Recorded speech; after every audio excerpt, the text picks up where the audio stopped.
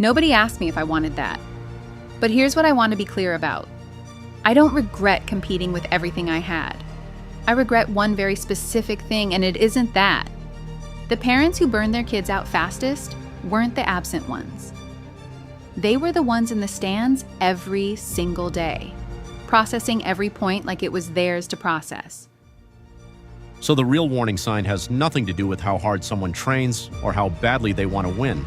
Nothing.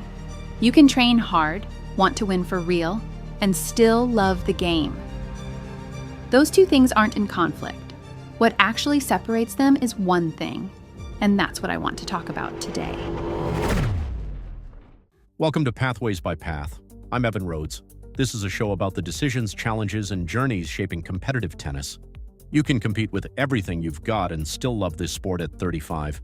Today, closing out the season, we're talking about what actually separates those two things from a career that ends up burned out. My guest is a former tennis player, Sienna Dawes. Welcome to Pathways by Path. Thanks, Evan. I want to be clear from the start. I don't tell anyone to compete less or want to win less.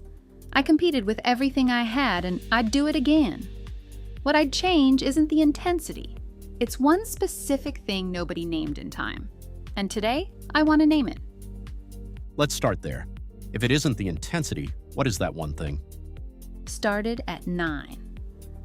My coach pulled my dad aside after a Saturday practice and said, "She's got something, but only if we start now. Full-time, 11 months a year." I was standing right there. Nobody turned around and asked me if I wanted that. And here's the important part. The decision itself wasn't the problem. I wanted to compete.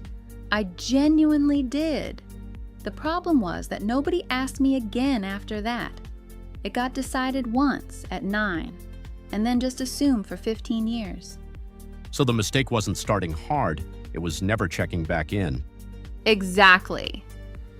And that's the real difference between a player who competes with everything and still loves the game at 30, and one who burns out. It's not how much they train. It's whether someone every so often actually asks if it's still their choice. You said the parents who were there every single day burned their kids out fastest. That sounds contradictory. Showing up is supposed to be the good thing. And it still is, when it's done right. My mother came to maybe a third of my tournaments. I resented that for years. I used to count the empty chairs. But I watched teammates whose parents came to everything, and the pattern I saw over and over was this. Those parents kept holding on to the match in the car afterward. Every unforced error got a theory. It's not that the parent was there. It's that the parent never let go of the match, even after it ended. My mom missed the match, but by the time I got in the car, she'd already let it go. She'd ask if I had fun, and whatever I said, that was the end of it. That's the actual difference, not attendance. Whether the parent lets the match go when the match ends. That connects to something Lior told us in episode 4. His whole philosophy was that the coach's job is to create the conditions where the player improves themselves, not to be the one doing the improving. It sounds like you're describing the parent version of that same idea. It's the same idea, and I hadn't connected it that way until you just said it. Lear's talking about skill.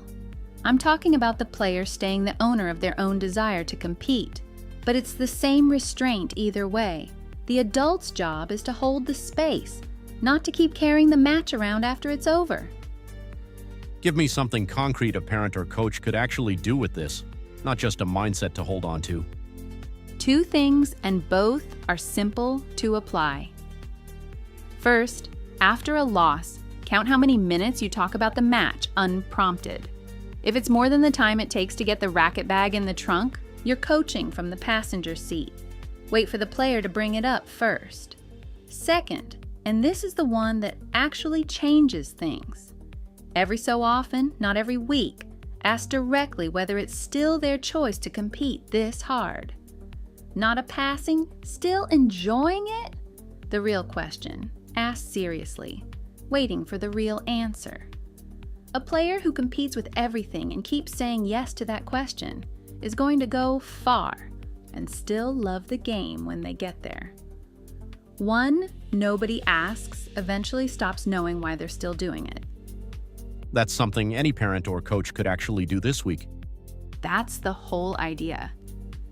It doesn't take a complicated plan. It takes one honest question said out loud with some regularity.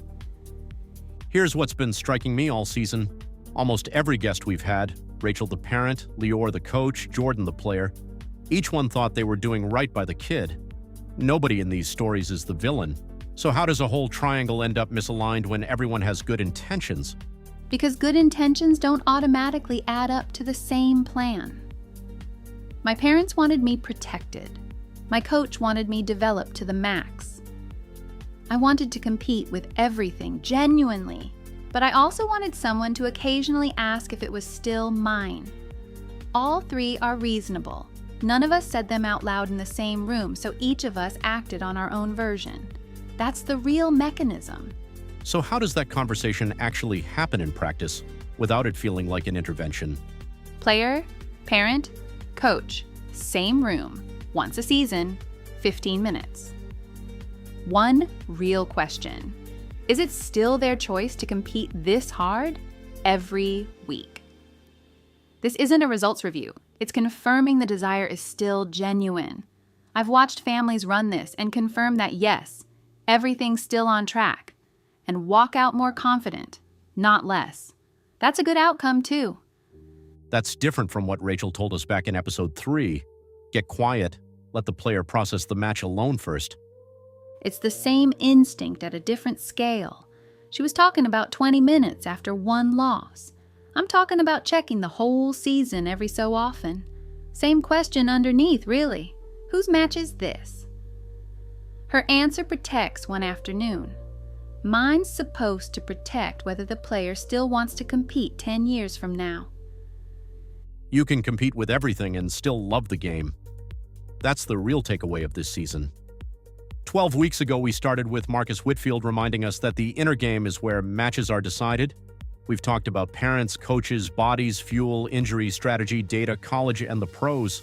And the same shape kept appearing in every conversation, a triangle. The player, the parent, the coach. When those three stop confirming together that the desire is still genuine, the path gets confusing. When they confirm it, intensity and love for the game stop competing with each other. That's the reason path exists. It does two things, and it does them well. It helps the triangle find tournaments anywhere in the world, and it gives the triangle one shared place to plan together. That's the whole promise. If you've made it this far in the season, thank you. Truly, Pathways by Path will be back for Season 2, deeper stories, including a few of the listeners who wrote in this season. Until then, compete with everything and take care of the person behind the player. We'll see you back on the path. I'm Evan Rhodes. Thanks for listening.